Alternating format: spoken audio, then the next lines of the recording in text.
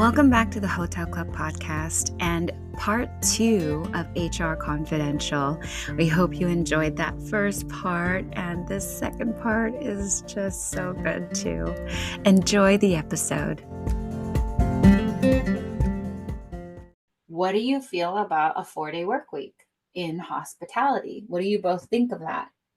Because it's something that does happen in a lot of industries, and it's very exciting because people can have that third day off to relax and enjoy themselves.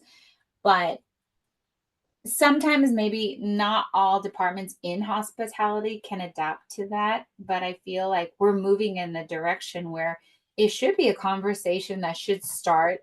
We should begin to see some changes. So What are your thoughts? 4-day work week. I know the chef is not going to like it, but I love the idea. I love a 4-day work week. No. I think it's time has come. I think that it would be a godsend for all the I think every cook would love it. Agreed. You either have time to spend with your family, time for another job, and you just change your schedule. And if you did that and offered it as a perk, you would actually attract more people and you would be able to schedule a little bit better. It may cost a little bit more in the short run. Maybe the numbers have to be borne out, and I'm not sure that it would, but it'd be worth it. Let me tell you what, if we had if the industry in general had a 4-day work week, everybody that has or adapts a 4-day work week would automatically get a 20% increase in their life. And their salary or, whatever it might be that they are compensated on. But yeah, there's going to be an added cost with people, but you will have longevity. Could you imagine if the turnover rate just completely froze because you gave people quality of life, which, by the way, doesn't really cost that much mentally. It's just when it comes to the time you're just bringing in more people. But that's not a lot when you have people that want to work with you. I think the psychology of it is powerful. Oh, huge. I have, in essence, a 4-day work week. Wow. When I think about my life and when I think about my company and when I think about when I'm tempted to consider other opportunities, everything falls short. Because before I was so exhausted after my work week that I'm an example of that, because it will take an extraordinary amount of effort for me to leave my job now. And that's because for the first time in my career, I feel that I have quality of life. Amazing. Quality of life is basically something that you can't put a price on, or you can't quantify. That's exactly it. If you have it, it's probably more valuable than making a huge increase in your salary. I hope to have it someday. Come to HR. Well, like the 5-day. They won't have me. The 5-day work week was founded by Henry Ford. This was with the automobile company. So when he said, because before people used to work like 6 days a week, he said like 5 days a week is good, or 40-hour work week, 8 hours a day. Now, when I say 4-day work week, I don't mean 10-hour days. I mean like purely 8-hour days, and letting people enjoy their life. Because if you're asking people to spend, we only have 24 hours in a day. Why are you going to ask people to spend 10 hours of a 24-hour day at work? Like, think about it. Why? Because at the end of the week, we don't get to take any of that with us if we happen to die. Let's just be real. There are these memes that come out and they're so true. This person was here every single day, barely missed a day of work. She died on a Thursday. They replaced her by the following week. Like, that is scary, because how much of her life did she live? But you don't get to take any of this with you. So how proud would a company be to be able to say that we give people life? We give people life. We provide an incredible product, and we also provide an amazing life for our employees. Like, who doesn't want to be proud in that? I would love to have that. I would love to be a part of that. Yeah. Right? A 4-day work week. The only reason it doesn't exist is because it hasn't been written just yet in history. Henry Ford brought it to life from a 6-day work week. He brought it from 6 to 5. So who's going to be the person that brings it to 4? Yeah, we'll see. Challenge is out there. You work 4 days, that leaves 3 days that you can date your fellow employees. That is not the point. We're never going to get it. 3 days of life living however you want. I already know we're not going to get it. So can I ask you, you were saying something about the incentives. We had a question come through and it says, when a bonus was confirmed to you via email, can it be taken away? So bonuses tend to be discretionary, not You said on the D your word. opinion, but on the business opinion. So I would say take a look at your offer letter. What's in writing goes. And if your offer letter says it's discretionary, then unfortunately, chances are that your employer has the ability to say you made bonus, you didn't, or you only made a percentage of it. Right. Counted them. It's just that. It's a bonus. If you get it, great. That it was just a game I didn't even want to play. They promised a bonus and I was like, sure, whatever. And that's pretty much how it worked out. But I've also been fortunate, like been quite amazing when it's fair and it's a level playing field and you can achieve it. It works out for everyone. However, for the most part, the discretionary bonus game is just that. I don't put much stock in it. And that's my, bitter and jaded point of view on bonuses. I think that's a good way to look at it because you just never know, right? You can't depend on it. Some people are like, oh, I needed that. You're like, well, actually, it's like winning the lotto. You bought a ticket, you're not guaranteed to win. So why would you think that you're going to get it at the end of the day? Yeah. Right. I think what helps with the blow is understanding how it's calculated. To just kind of be left like, maybe I get it, maybe I don't. That can be really frustrating. So trying to understand how the calculation works, what you're measured on, what the company's measuring, it just kind of gives a little peace of mind. But yeah, they tend to be discretionary. So your employer gets to choose. Right. Well, there you go, friend. Whoever asked that question. Should we ask the next one? The next one, I'm like, okay.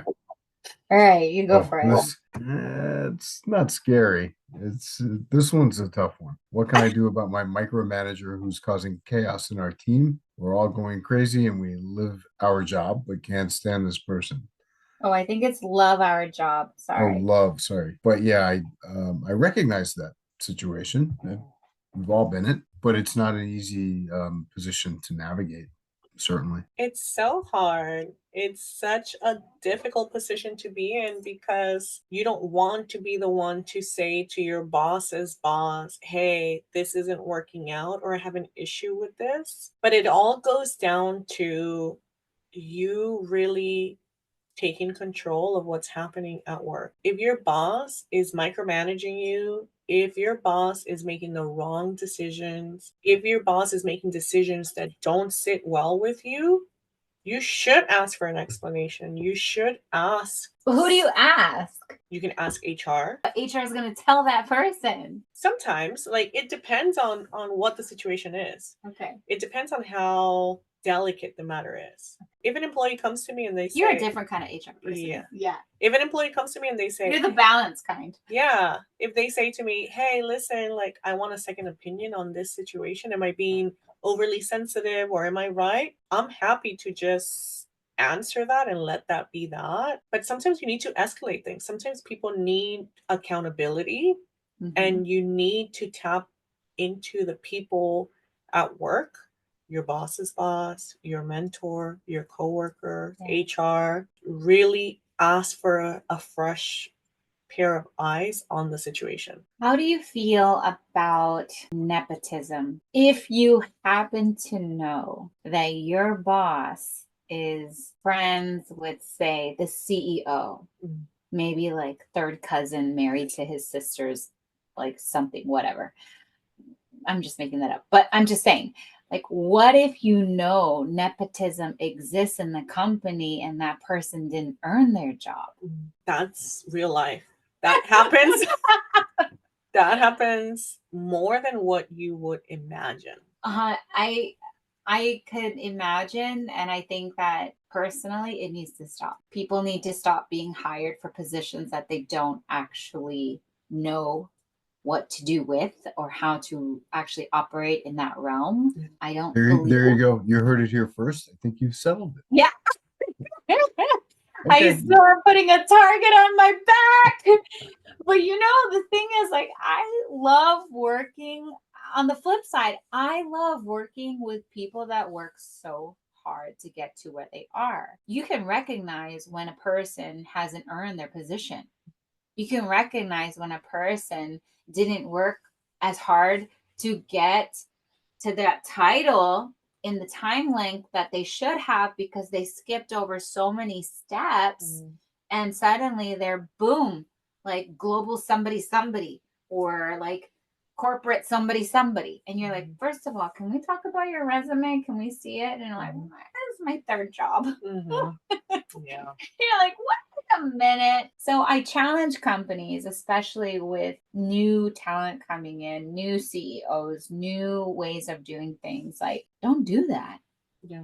Don't do that to the people that want to work with you, that you want to build an incredible space for people. Like, I believe in heritage lines. I believe in that. I believe in things like, you know, having a company that you build and then passing it on to your kids, but then also making them work for it. But I don't believe in things that you pass on to people that truly haven't worked hard to get there, that aren't admired. So what do people do? So what do you do? I guess it depends on the person, because how do you value work, right? How do you value experience and skills? Do you associate skills and value with years of experience? And there are some people that think of it in that way. Yeah. Or do you value someone's knowledge, their potential? And even if they don't have the years of experience, you see in them something that can positively impact your business, Yeah. right? So I think. What if neither exists? I have seen that. I have seen that. Where I'm like, oh.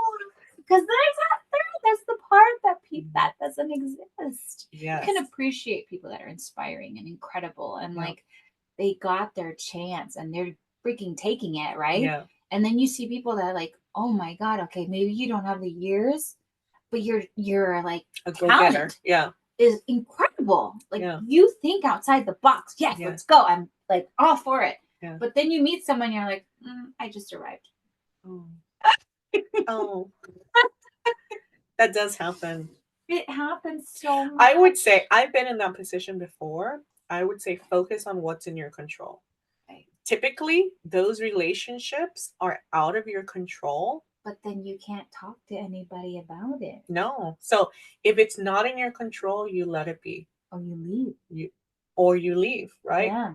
But you don't make it your mission to point out that that person is underqualified or that person has gotten a fast track lane. That's not going to serve you well either. But then you make peace with the fact that it's going to be a difficult road. Yes. Oh, well, there you go. Yeah. That's the part that's not fun. I did that before. I did that in my career where I made peace with knowing exactly how all the pieces on the board arrived in the company. And I just couldn't. But I tried really, really, really hard.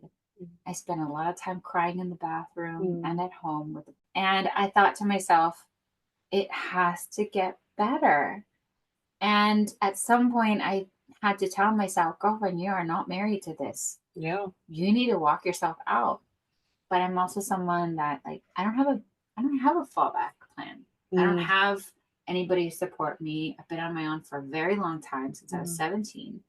So you work with what you have, but you make peace mentally with the fact that it's not in your control, like you were saying. You just keep moving forward.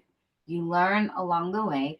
Those obstacles are lessons, and you learn so much about yourself. It doesn't feel good, but at the end of it all, when you do finally walk away, you might actually be a better person than when you arrived. Yeah. And going back to the first question and my first point, it really is about choosing wisely Yeah. who you are in relationship with. If you are working for a company and you're not aligned on your values, on what is valuable, what is hard work, what is something that's important for us, if you're not aligned, then it won't end well. No. It will not. Understanding that, doing your due diligence and listening to those things, the things that are unsaid, Yeah. those things are important because it helps you in your decision making. Right. But if you force something, if you force your views and your opinions onto your employer, onto a man, onto a woman, onto it's not somebody gonna work. with an ego. It won't work. You will break No. it. And No. it's the same at work. You will break your work relationship. With that, then may I just circle back to how does someone handle a micromanager who's causing havoc? How does someone actually do that? Not taking out nepotism, all those things right there, not applying to this question, but how does someone actually manage a situation where they are being micromanaged, but it's not even just them, it's a full team of people, leaders that are great at what they're doing, but there's a new person, boom, implanted into the whole scenario.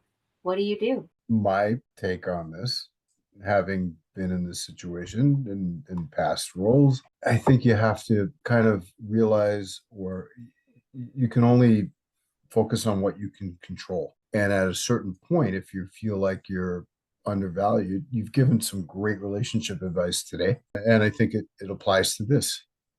If you're not being valued, if you're not getting your opinions taken seriously, and you're just being told what to do, and it might be time to think about changing the nature of your relationship. Yeah, I think it really goes down to that, right? It's a hard question, right? Because we experience different types of managers in our career. So you experience different types of management style. And you also experience, if you are in a management role, what type of style you become. Yeah. There's an evolution. I think what I love about working in HR is really understanding the thought process and the psychology of what motivates people and what makes people who they are. And typically, if your boss is a micromanager, is because there is a fear that the job is not going to get done. It's not going to get done in the way that they want it or they need it to get done. So controlling. Control, right? So if you are in that Ego. position, understanding or trying to understand what your leader expects, what your manager is looking for, investing time in that will probably make your life easier in the long run. Asking questions like, I would like to understand more of what your thought process is on this. What's your opinion? What are your notes on this situation? Allowing your manager to explain that will give you insight on what they're looking for, what the issue is, and you can better prepare the next time around. The more you satisfy the needs of your manager or the people around you, typically the easier life gets. So investing some time in that would be helpful. And also asking what their goal Yes. is, Right. just to get there. Yeah, And then it's a balancing act too. absolutely. Everyone wants to win. Everyone wants to succeed. It is. But also, I will say, pushing on to that leader, whoever that leader is, if you are a micromanager and you have been told you're a micromanager, it's time to reassess your style and accept the fact and embrace the fact that you are that person, and also give healthy feedback to your team. And actually share what it is you're looking for. So being more of the kind of person that shares the experience with someone versus expecting them to read your mind, because nobody reads minds. But at the end of the day, is who has the problem with the micromanaging? Is it the leader that is micromanaging, or is it the employee that is experiencing the micromanaging? Well, in this question, it's the employee. employee and the team. So that is where you want to take control of your experience at work. Yeah. If your manager does not see a problem, is unaware that micromanaging is a problem, maybe has gotten the feedback, but thinks like, that's not a priority, that's Yeah. not such a big problem, but it is to you, then you want to play a more active role in what's happening for you, Right. what's happening to you.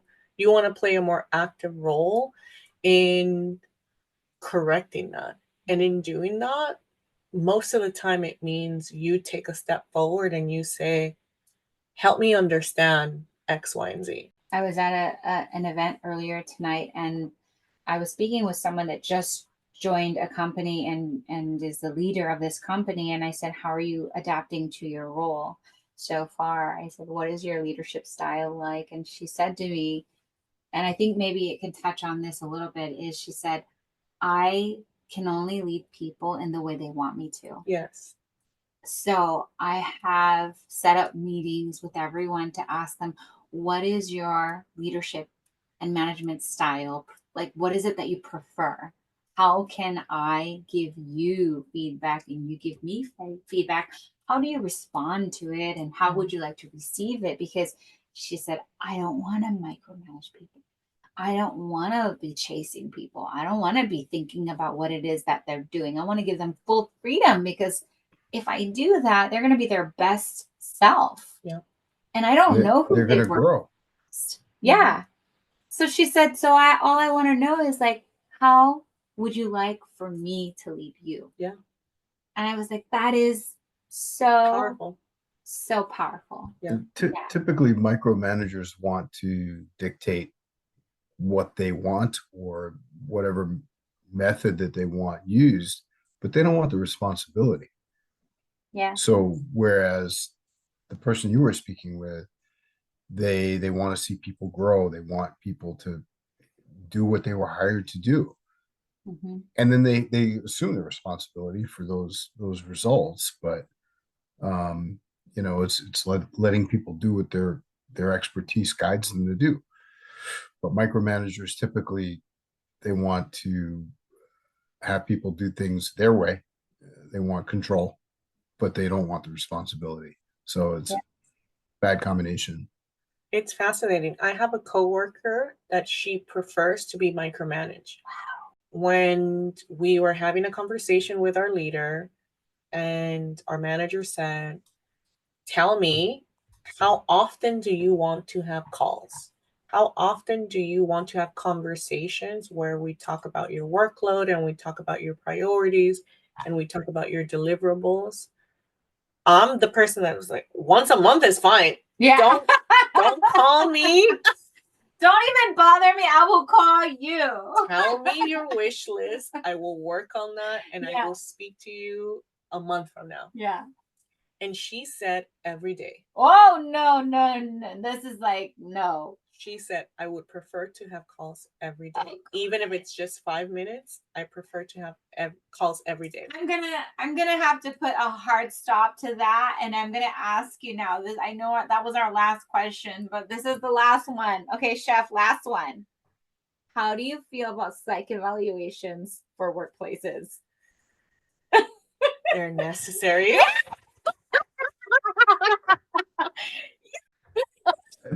I think sometimes, yeah. I mean, I actually think that they're necessary for people who are responsible for other people. So managers, 100%. Yes.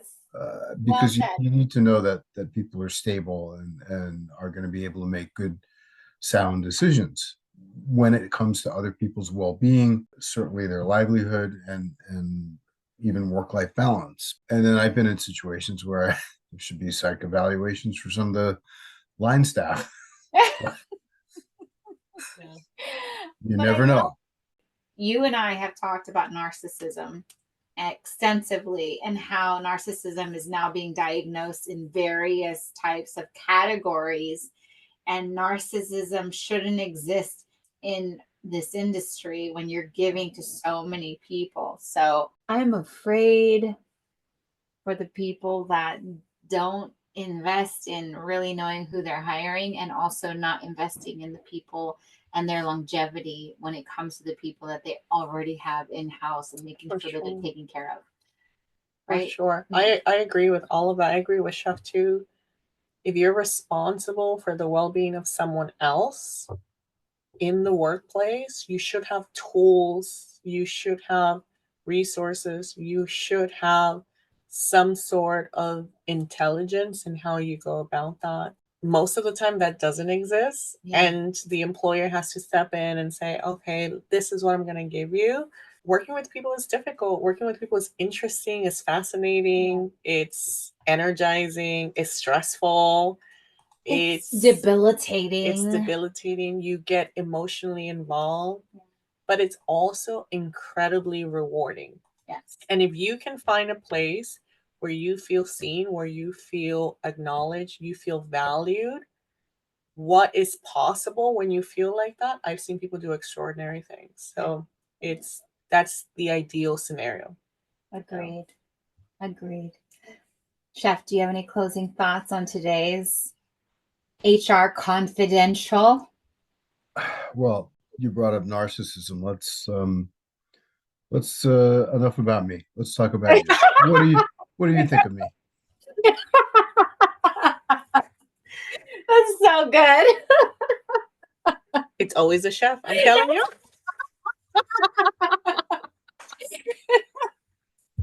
So good. That's the perfect end. This has been so amazing. This is the first of many episodes that we're going to have with HR Confidential. We're so grateful that you could join us today. Thank you so much. This was so fun. Oh my God. was We'll awesome. never say your name. We'll never say your name. May I ask you one thing at the very end? What are you most grateful for today? And what is one piece of advice you can give to people? I think I'm grateful for all that I've experienced so far. It really sounds really corny and really cliche, but being able to talk about these things, the things that we've experienced, the things that I've experienced, and how it has changed my perspective on a lot of things. I think I'm so happy that I have that. Moments like these help me remember how happy I am to have that rich experience. And my biggest piece of advice to anyone and everyone is to think of your work the same way as you think of your personal relationships. It is a relationship. It merits the same love and attention and dedication to it being successful as your friendships, your romantic relationships. And if you're able to figure that out, then those are the people that tend to love their lives and love their work. Hopefully that's all of us, or hopefully we all experience that at some point. Amazing. Yeah. Thank you. Yeah. Thank you so much for being Thank you so here. much. Thank you, Chef. This It was was- such a fun episode. I'm so excited. The pleasure was entirely mine, and I'm so happy to be with an HR professional under different circumstances. It worked out that I didn't hire you, huh? Right? If not, this would be weird. Good. So good. Thank you so much for listening to the Hotel Club podcast with host Chef Adam Malley and myself, Kristy Whitford. We're so glad that you could join us and listen to this first volume of HR Confidential. We look forward to bringing you more anonymous questions, and we hope that you enjoyed some insight into the minds and thoughts that we can have without feeling like we're in an office. It just feels good to get some of these things off our chest and to hear what our listeners would love to talk about. So please feel free to send in more questions. And if you haven't followed us yet here on Spotify, please do, or wherever it is that you stream your podcast.